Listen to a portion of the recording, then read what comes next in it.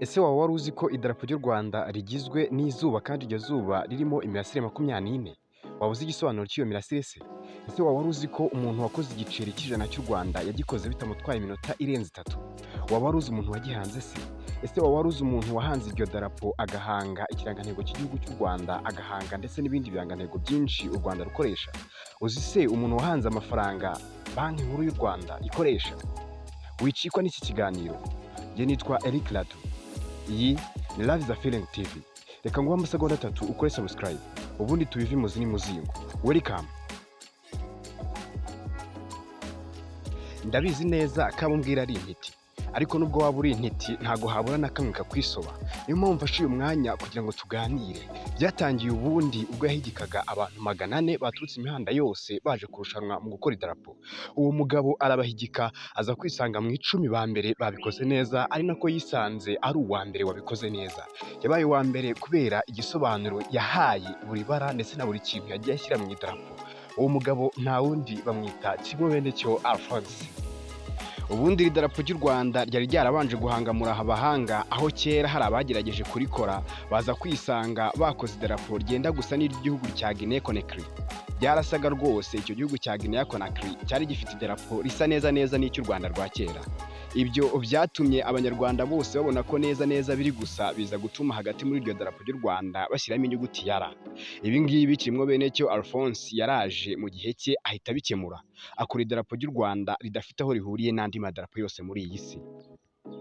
Mu magambo ye bwite yavuze ko yumvishe itangazo rivuga ko guverinoma yatanze uburenganzira bwo kurushanwa mu gukora ibirangantego byayo, nuko aza kuza kuba umwe mu bantu 400 bari bitabiriye iryo rushanwa. Avuga ko babahaye amabara barangije babwira ko buri muntu ari bwirebere ibitekerezo bye, akaba ari byo akoresha agendeye kuri ayo mabara babahaye. Uyu mugabo Kimwe-Benecyo Alphonse avuga ko yaragiye ariherera akora idarapo ry'u Rwanda, ariko anavuga ko ikintu cyamugoye mu kurikora ari izuba, kuko ubwa mbere yarabanje izuba ariha imirasire 7, abona ni bibi cyane biri kugaragara nabi, nyuma ariha imirasire 12, nabwo abona ntago ari byiza cyane, biza kurangira arihaye imirasire 24. Ngira ngo murabizi ko umunsi ugizwe n'amasaha 28. Ibyo bivuze ko ririya zuba ni igisobanuro cyiza cya politike, ko politike y'u Rwanda itagomba gusinzira, igomba kumurikira abayituye mu gihe kingana n'amasaha 28 kuri 28. Icyo nicyo imirasire 24 iri mu izuba ryo ku idarapo cy'igihugu isobanura. Uyu mugabo ubusanzwe mu ishuri byari byaramunaniye kuko yagerageje gutsindwa ikizamini inshuro zirenga 3 zose. Ibyo biza gutuma afata umwanzuro wo kuva mu byo kwiga ibi bisanzwe, ahubwo yumva yakigira kwigira iby'ubugeni. Yagiye kwiga ku Nyundo, ariko byaje no kumuha amahirwe yo kurenga ku Nyundo aza gukomeza aho yaje kujya kubyiga mu Burusiya. Yaje kuva rero mu Burusiya mu Rwanda ari umwe mu bantu bakaze rwose mu bintu by'ubugeni. Akimara rero gutsindira irushanwa ryo gukora idarapo ry'u Rwanda, igihugu cy'u Rwanda cyaramwizeye ku kigero cyo hejuru. Ubwo yari amaze gufungurirwa amarembo yo kujya akora ibindi biraka byose bizajya biza. Muri uko kumwizera kw'igihugu birumvikana na za banki zaramwizeye, bityo BNR, Banki Nkuru y'u Rwanda, itangira kumuha ikiraka cyo kuba yakora igishushanyo mbonera cy'amafaranga agomba gukorwa muri iki gihugu cyacu kandi akanakoreshwa muri iki gihugu.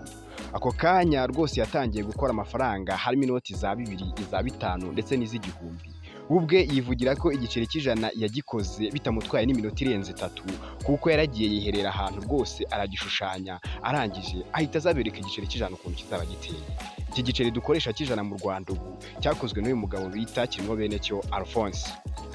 Si ibyo kandi yakomeje gukora ibirangantego byinshi, harimo ibirangantego bya RPF, harimo ikirangantego cy'umujyi wa Kigali, harimo n'ibindi birangantego byinshi, aho yageze n'aho akora ikirangantego cy'u Rwanda, aricyo iki ngiki cy'u Rwanda rufite muzi namwe. Hari n'ifoto kandi yigeze gucicikana ku mbuga nkoranyambaga igaragaza ikipe irimo abakinnyi bombi buzuye, hanyuma ikagaragaza Perezida wa Repubulika ari umutoza w'iyo kipe.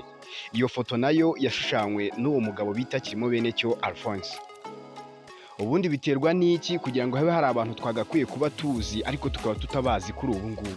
Ndabizi neza umuntu aramutse abajije umuntu Bruce Melody yasanga amuzi, ariko buri muntu wese ntago azi Kimwe-Benecyo Alphonse, kandi mu by'ukuri ibyo dukoresha tujya guhaha niwe wabihanze. ni ukubera iki mu by'ukuri?